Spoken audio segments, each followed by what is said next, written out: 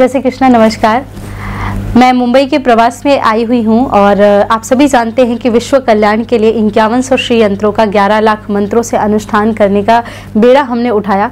हर रोज़ यहाँ पे कल से लेकर अभी तक लगातार कुछ मीटिंग्स, कुछ कार्यक्रम चल रहे थे। उसी श्रृंखला में हमारे केतन भाई जी और उनकी धर्मपत्नी भी पधारे। परंतु जब मैंने इनसे बातचीत की और बातचीत करके इनके विषय में जाना समझा, पहले तो मैं बहुत प्रभावित भी हुई। जो कार्य इन्होंने मतलब अमेरिका की धरती में रहने के बाद भी भारतीय संस्कृति के लिए इतना सोचना और वहाँ से सब कुछ छोड़ के भगवान के स्वरूपों को जगह जगह तक पहुंचाने के लिए इन्होंने इतना संघर्ष किया। और आज जब मैंने इनकी कहानी सुनी, इनके बारे में जाना, मुझे एक बहुत दुख भी हुआ, बहुत कष्ट भी हुआ कि क्या भारत में रह करके हम इस प्रकार का अत्याचार अपने ऊपर ही सहे? क्या भारत में रह के इस प्रकार के कुकर्मों से हम ही लोगों को झेलें और समझें? मैं चाहती हूँ कि उनके ही मुँह से आप पूरी बातें समझे, जाने और फिर उसके बाद मैं इस विषय पर आपसे बात करूँगी। जी, आप मुझे बताइए अपने बारे में और ये सारे विषय को। साध्वी जी, जय श्री राम। जय श्री राम। आपके सानिध्य में बैठने का मौका मिला, आपके श्रीमुख से कुछ आपने शब्द कहे, हम बहुत ही प्रभावित है आपसे। और 100 करोड़ हिंदुओं का जो संकल्प लेकर आप मुंबई आए हैं, वो 100 करोड़ हिंदुओं के आशीर्वाद आपके साथ है और आप उसको पूरा करेंगे, उसमें हमें कोई शक नहीं है। जी।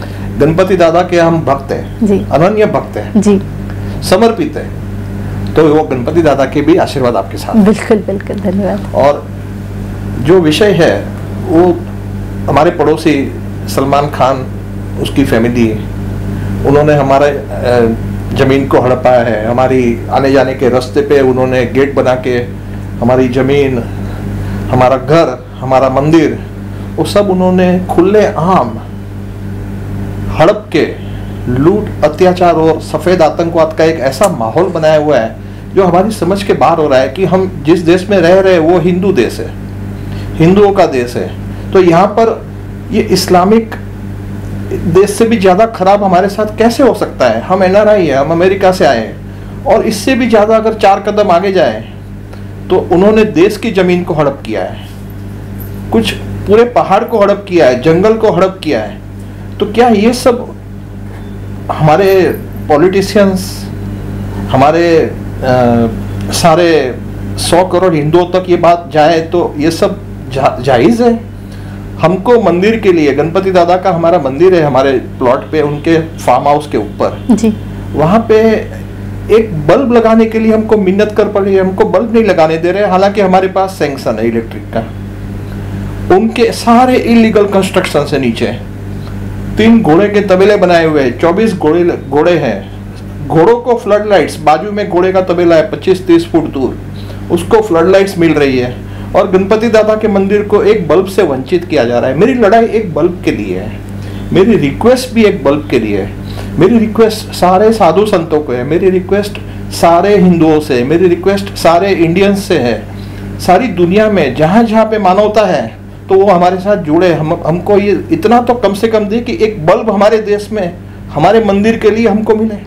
उसके लिए हमको रोना पड़ेगा, उसके लिए हमको बिलखना पड़ेगा। क्या ये देश है हमारा? जय श्री राम।